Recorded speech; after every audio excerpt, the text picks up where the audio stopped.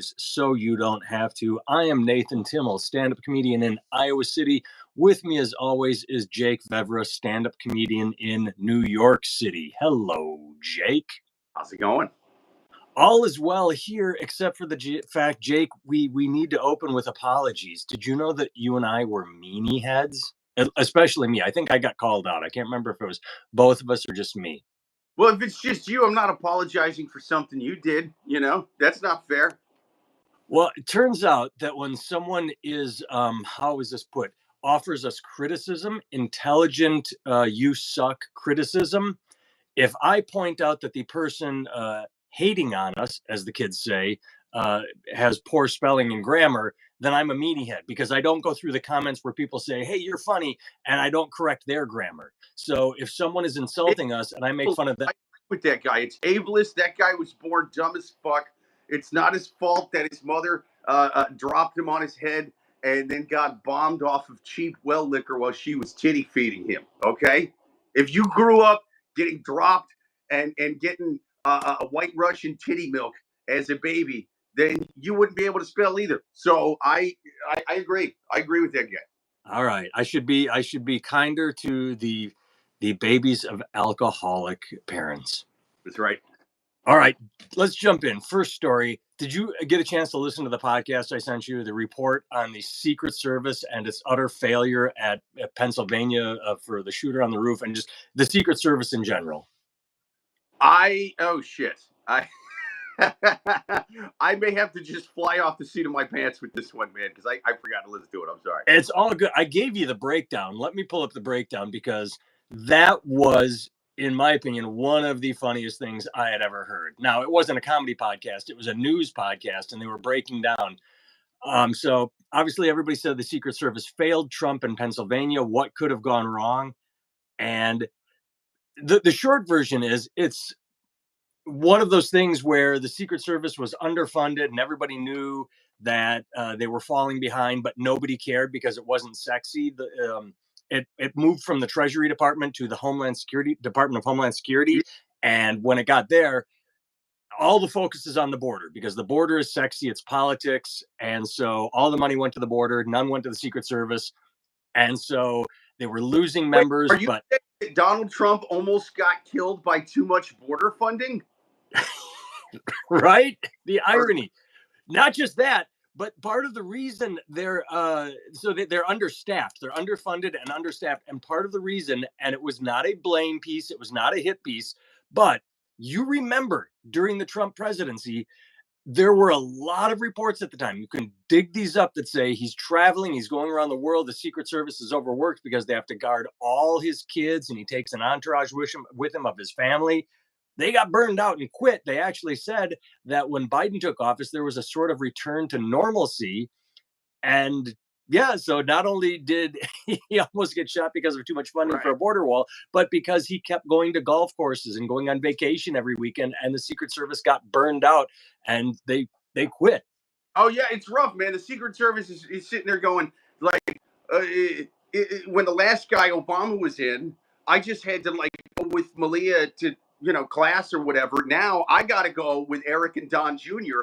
to go hunt fucking cheetahs in the safari. Like I might have to fight a poacher next week. Mm-hmm. It's crazy. I don't want to do this. Here are my two favorite pieces from the overall article on the Secret Service and how to end up underfunded. And they train in buildings that flood and are from decades and decades ago built. But one, if someone is going to be top shelf Secret Service, if they're going to get the prime slot of guarding the president, they fly to Atlanta to train in a Tyler Perry mock-up of the White House because they don't have their own mock-up of the White House. They have no funding. So they literally, Tyler Perry is kind enough to say, sure, come train at my movie set that I made for Tyler or Medea Goes to Washington. And so that's great. But then two, the other part, just like teachers who need two jobs, a supervisor for the Secret Service, they said he controlled thousands of agents. He was a top shelf. He was a moonlighter. He moonlit as a real estate agent. And then if people bought a house from him and he earned a commission, Suddenly those people ended up with promotions. I mean, that's fantastic. It's Dude, so blatant. as somebody whose first job in New York was real estate, I did that for a few years. Real estate agents are the shadiest pieces of shit ever. You cannot allow a real estate agent to guard the president. I'm telling you, they will they will be selling secrets to Russia for like pennies, peanuts, $10, $20. Yeah, come rent this studio apartment, and I will tell you what time the president's motorcade leads tomorrow. And that's what you did. You would show apartments in New York to try and get people to rent them. And you showed me some of the apartments and why you quit, because they had like the worst old electric like coil stovetops from the 70s that they Oh yeah, were modern. yeah. No, I did. I rented out an apartment one time, and after we put the deposit down, uh, the management company and landlord came back and said, by the way, the stove doesn't work. There's no like the stove, the oven, it's not plugged in. It's an old building. There's nothing we can do about it. You have to cook with the hot pad on top of the stove.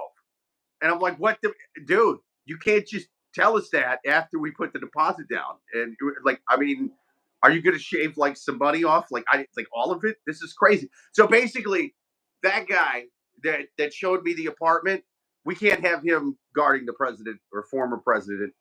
That's crazy. Any dignitaries? No. I would There, literally rather have crack dealers in the Secret Service than real estate agents because they have more honor. You know, I'm for Team Blue. I'm for Team Red. Like they're already kind of used to that shit. You know, and so I'd much rather have crack dealers. I would have been less disturbed if you told me that the head of the Secret Service is on OnlyFans as well. You say, you want to know my dirtiest secret? Oh, right? Like if that, I would be less disturbed by that than he is a real estate agent. My God. Oh, that brings me to another point. I remember that as soon as the Trump assassination attempt happened, there were a bunch of people, especially from my high school, and I know it was happening all over, talking. They were showing a female Secret Service agent who didn't look to be like Ronda Rousey, fit and could take someone down, just sort of a little plump, and trying to holster her gun. And they kept screaming DEI hire, DEI hire.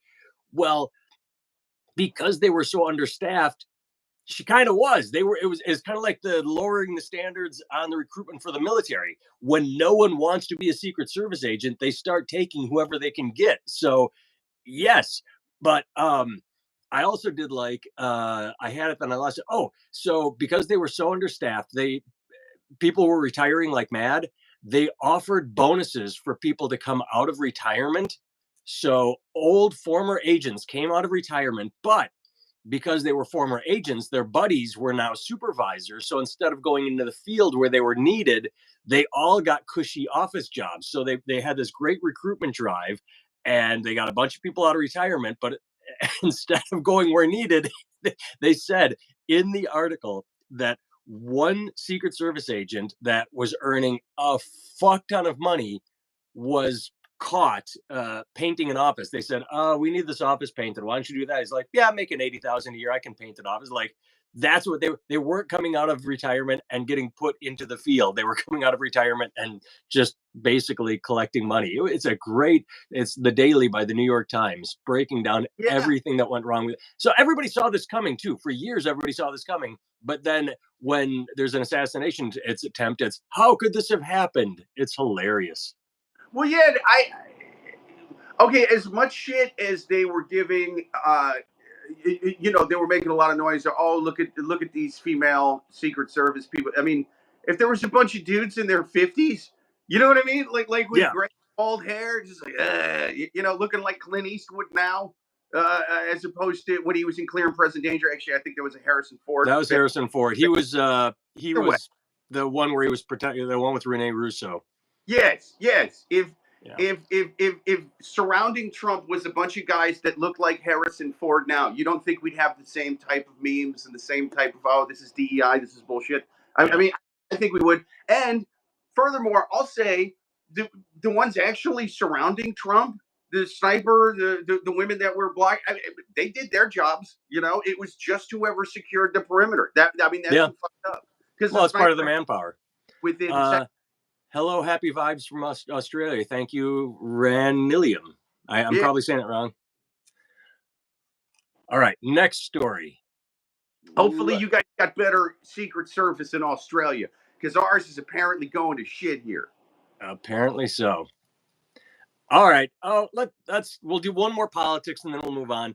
My favorite story of last week. I could not love this more. Heat exhaustion, violent speech, reports of missing shuttles, mar Trump rally in Coachella. Everybody, this is a sequel. He did this in Omaha, Nebraska in 2020, except that was winter and cold and rain. It was October, not winter. But either way, when you go see Trump speak at some place that is not an arena, if they do a pop-up, I saw this coach, I saw it described as Firefest for MAGA, and I could not stop laughing. Hell yeah, dude. Yeah, they don't have the logistics. They don't care. He gives his speech, he leaves, and thousands of people are just left to fuck off. This is not a surprise. It's not a new event. It's a sequel. It's what he does. He doesn't care about you. He just wants your vote. He said it. I think it's amusing. I love it. I am looking forward to the future, like the Woodstock '99 doc of some crazy Trump rally that's going to be even. I want like just a catastrophe, just complete. I'm talking backed up porta johns. I'm talking dehydration. I'm talking wildlife. There's bear attacks for some reason. It's crazy. That would be good. All right, now let's move on. No more politics. Let's. Oh, that one didn't open. Oh, we actually. It's odd. We talked about this about football teams with indigenous names last week regarding baseball. Well, scary headline. Jim Nantz ignored Tony Romo's reference to Commander's old racist nickname with awkward silence.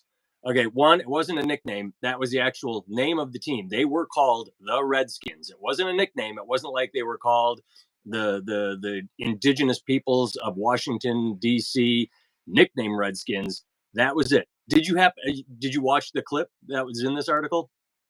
I did. Yeah, it was a big nothing burger.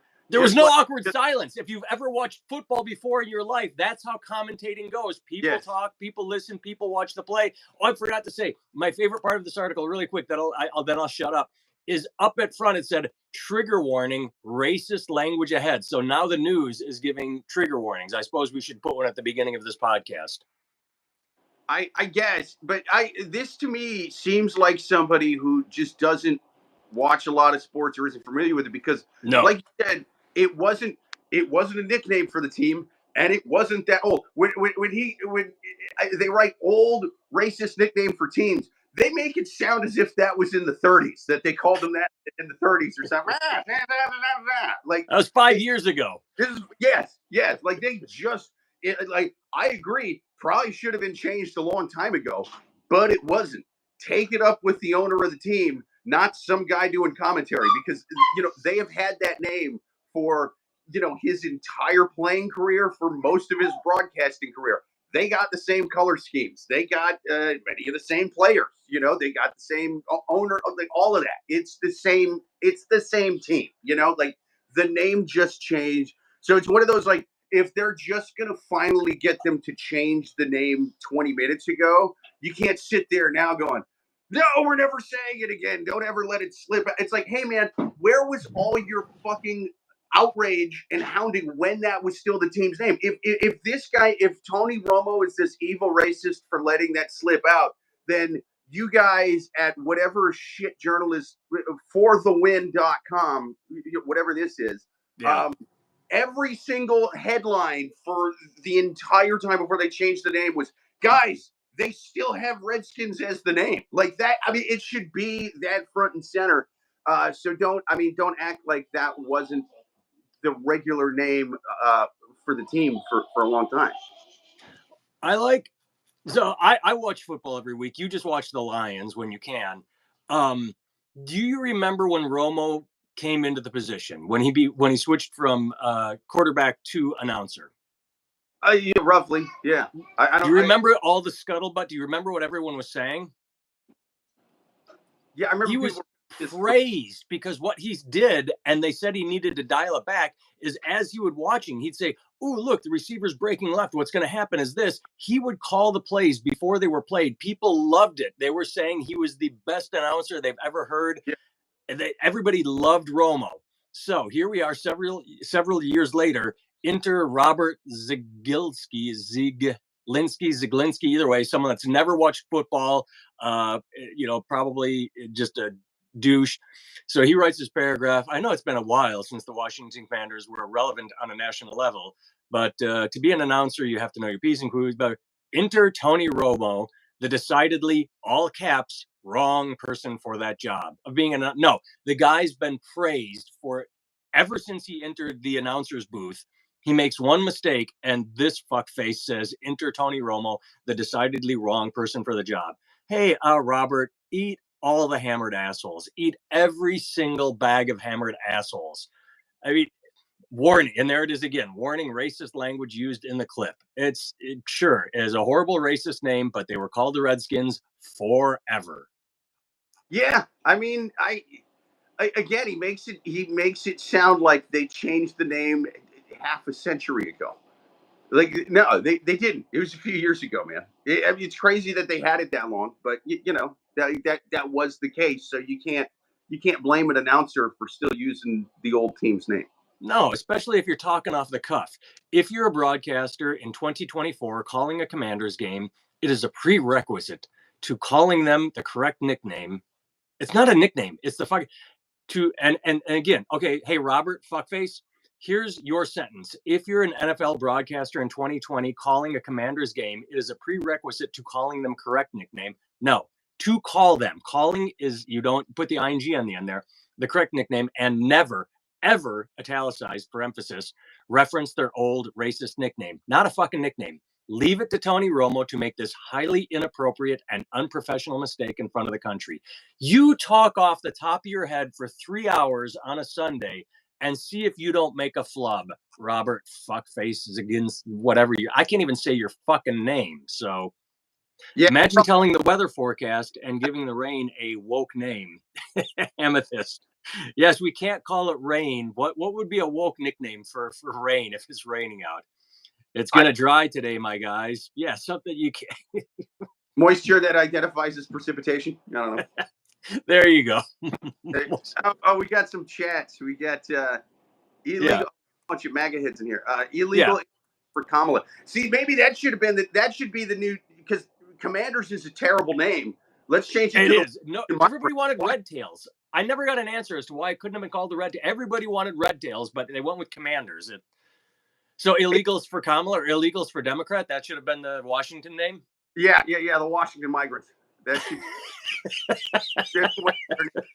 a way better name. It'll piss off people on both sides, and then just a couple people chuckling in the middle. It's a funny ass thing to call a team. The Washington migrants. Yeah. Hey, let's stick with football. All right, let's do it. Kristen Cavallari, that's Jay Cutler's ex-wife. Jay Cutler, former quarterback for the Bears. Kristen Cavallari wholeheartedly believes Kanye West and Britney Spears have been cloned. Quote, "Don't cancel me."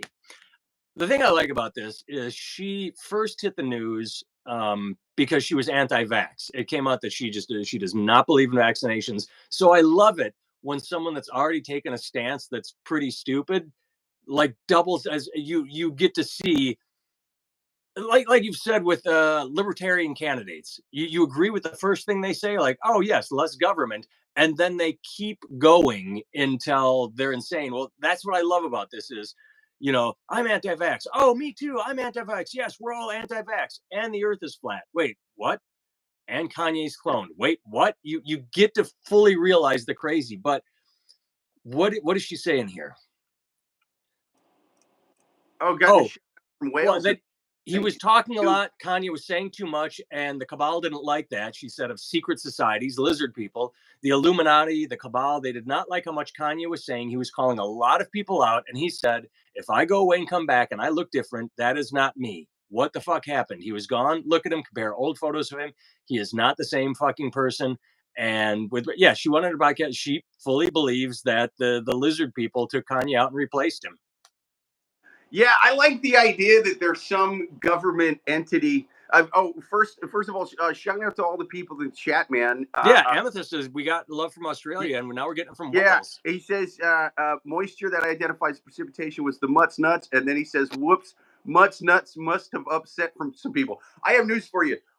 We don't know what that crazy Cogni insult is, man. I have no. It's like, hey, you use the nuts word out loud. It's supposed to be the MN word. Like, I don't know what that means. It could be the most offensive thing I've ever heard for an indigenous person in Wales. I have no idea. It could be a crazy slur from people from Liverpool. I don't know what that is, man. I'll tell you this really quick. My daughter in elementary school a couple of years ago had to do a countries of the world, and her set. I don't remember what country she did, but the one next to her was Wales, and I just remember asking the kids how to really piss off someone from Wales, and they didn't know. I said, just tell them it's part of England, or just say, like, confuse them with an Englishman. Say English. And so I said, yeah, if you really want to piss off someone from Wales, just pretend it's England. That's right. I heard Wales is a county in England. What's up? No, Yes. I've actually been brushing up a little bit on like Welsh history because I've been watching that show that Ryan Reynolds and the guy from It's Always Sunny have been doing. Yeah. Soccer one. McElhenney. Yeah. McElhenney and Rob McElhenney, and they bought a soccer. Sorry, football. That's how you piss off somebody from Wales for real. I'm sorry, I called the football soccer. In fact, you know what? I'm not sorry. Real football isn't played with your feet. You pass it around with your hands. Anyway. Yes, of course. Well, it's football with a U, so. That's right. But no, it's good, man. And I don't like watching soccer football. I called football the S word, and I apologize to all of our Welsh listeners out there. But no, they bought a team in Wrexham, and they have been getting it promoted. And honestly, it's a great show. There's a lot of filler episodes where you can tell they're stretching like 2/3 of a season to a full season, where like it'll be about the game from one episode, and the next one is they're like, this guy's name is Jim. He's a cash register operator at the local grocery store. He loves the Wrexham team. Here's his life story, and it's like, what? I don't give a fuck about this. But it's a good overall. It's a pretty good show. And it's we got an American. We got Missouri, so he's on our side calling soccer, and football. Oh, there we go. There you go. Back to this though. Here's the good part. So Cavallari broke down why Kanye is a clone, because he himself said, I'm going to start calling people out, and if I go away and come back, it's because I've been cloned. Well, that is a breakdown, but it's even better with Britney Spears. When Anderson asked her, her guest, when Anderson asked Cavallari if she thought Britney Spears was a clone too, she had a quick answer. That's not Britney Spears, she said. I'm sorry, it's not Britney Spears. Go look at photos. That's not Britney Spears. So, Jake, I don't know how to tell you this. I'm just going to come out and say it. This is going to it takes a moment, so I got to build up to it. I'm a clone. Yeah. If you look at pictures of me from 10 years ago and 5 years ago to today, I look different. I look different in older pictures than I do in current pictures. I'm a clone. That's how time works. If you look different over the course of several years, you've been cloned. Yeah, I mean, people have told me you're fake for a long time. I didn't know that they meant it in such a literal term. I mean, I didn't. You thought they just meant disingenuous. Right. Yeah, I thought it was just a vague insult.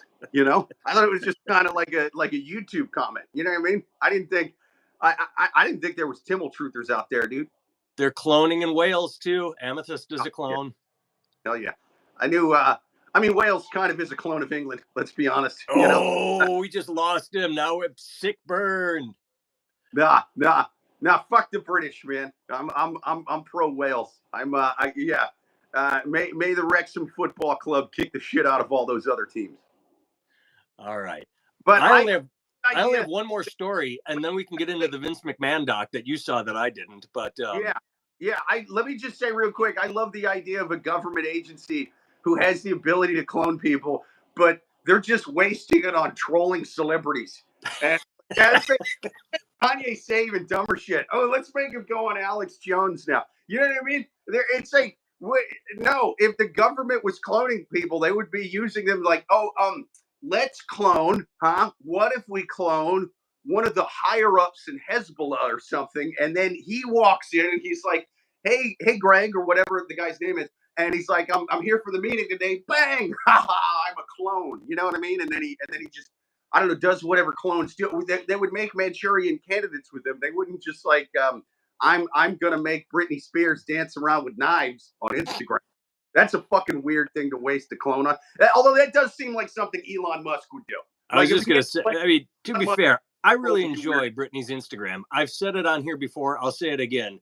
There was one recently. She just went on this past week and sat on a beach somewhere, just mushing her girls together, and you know, insane but compelling.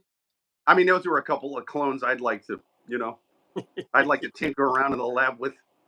I just thought of this. I should have thought of it when I was talking about myself. But in 2020, Biden, old, just, not altogether, but in the debate, several months ago, not all there, clone.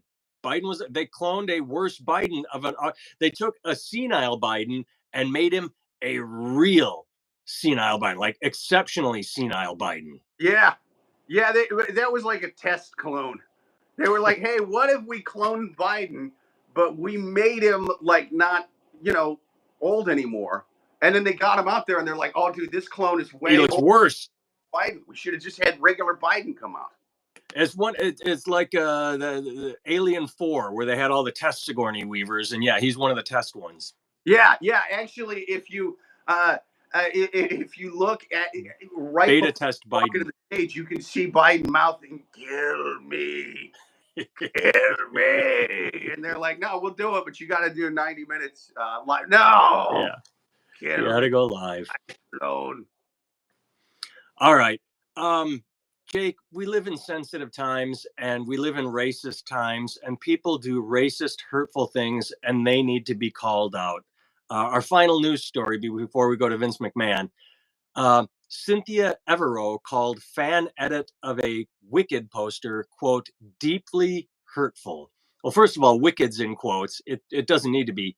It is a Wicked poster. But deeply hurtful. What happened was they took a picture of her with Ariana Grande. She's staring at the camera. Ariana Grande's whispering in her hair, and she has a look on her face. And they, according to the story, erased her identity. They took a black Photoshop and went across her face so you can't see her eyes. It's racist. It's deeply hurtful. They know she's a black woman. Oh, wait, nope, sorry. They were just literally paying homage to the original musical live version of the poster, where in that poster, the eyes are covered, and someone said, hey, let's make the movie poster look exactly like the Broadway poster. And so this is all a big fucking hullabaloo over nothing. And the actress is crying her hidden eyes out because someone did a fan homage. I mean, Jesus Christ, of all the fucking shit to get upset over, this is the wildest, most offensive thing I have seen. Really? That's the most offensive thing you've seen. Equal to that awful AI of us fighting, equal to people posting the question, is your, it's all start out, I'm assuming cunt or vagina green. Fuck off. This is fan homage to the musical. My God, you are in a Hollywood movie being paid handsomely to be a celebrity, and someone made the poster look like it did for Broadway. This is the world we live in, Jake. People cry over everything. Yeah. Oh, shout out to Amethyst in the chat there, man. He's got to go to work, but thanks for stepping in, man. Yeah, you can watch the rest when we post the full version. Yeah, we'll post the full version on YouTube. But yeah, I didn't realize till you pointed out just now that it was just a fan that made it. I thought it was like the studio did it and she was upset about that. Even if the studio had done it, it's like, we're dealing with the poster that existed. It's not a matter of trying to erase someone's identity. Yeah, I mean, doesn't she know, like most musicals that get made into movies, this is going to tank horribly?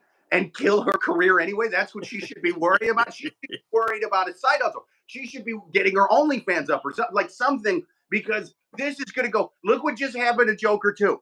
Look what just happened to Joker 2. You're worried about what they did to this stupid cover. Look what happened to Joker 2. You know, people don't like musicals in movies for the most part. Maybe they did back in the day.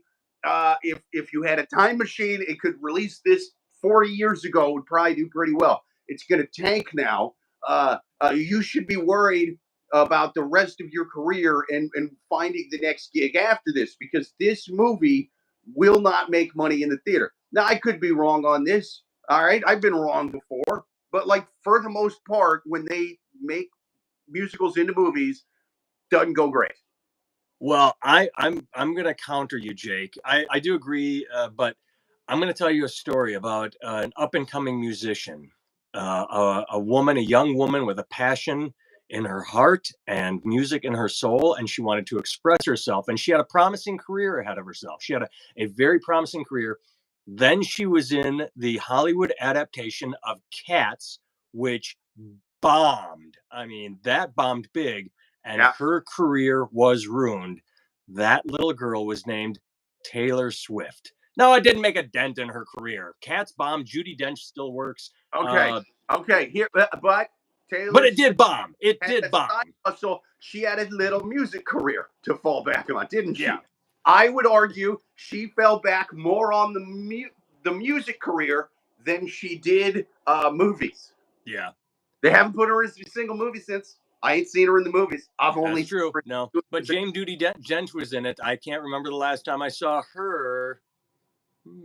Maybe it did take her out. James Corden was in Cats. Thankfully, we haven't seen him. That's right. That's right. You have to you gotta you gotta have something else going on. You can't just rely on these musicals. She's worried about the wrong thing. All right, we got 4 minutes.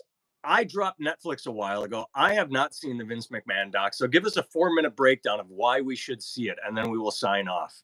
Oh hell yeah, dude.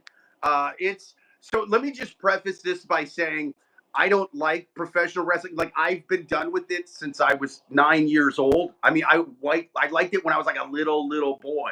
But then I mean, the first time I watched a video of Mike Tyson almost killing a man with his fists, I was like, a dude doing a suplex in a speedo to another dude, all choreographed. It just doesn't do it anymore. You know. Yeah. That said, I love all documentaries, all interviews with old school wrestling. Like the stories behind wrestling are wildly entertaining, even if you don't like pro wrestling at all. I hate watching pro wrestling.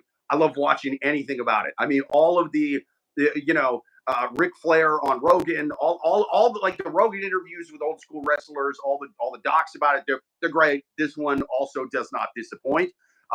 Apparently, this doc was made it. They did a bunch of interviews with Vince McMahon, who normally doesn't do interviews, and they recorded all these like right before all these allegations came out. Right, so scheduled to do one more, and then he was like, "Fuck that! I'm never talking to a camera again." You know, and it's a bizarre interview. For one thing, he sits down and he has so much makeup on that he looks like a Japanese geisha. It's fucking wild, man. He's painted up. I'm like, why does he look like that? I mean, like, yeah, I get makeup for the camera, you know. Kennedy versus Nixon. That's not what this is. This man is standing there in drag right now. What the hell is he doing? You know? And then it's just the things he says is wild.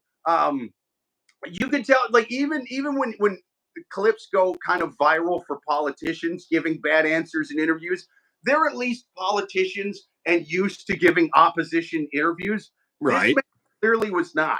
Like they asked him about a wrestler, Sable, who I guess back in the early 2000s, like sued him for sexual harassment. She was a big star, left the company, came back. They used it as a storyline. They like settled out of court.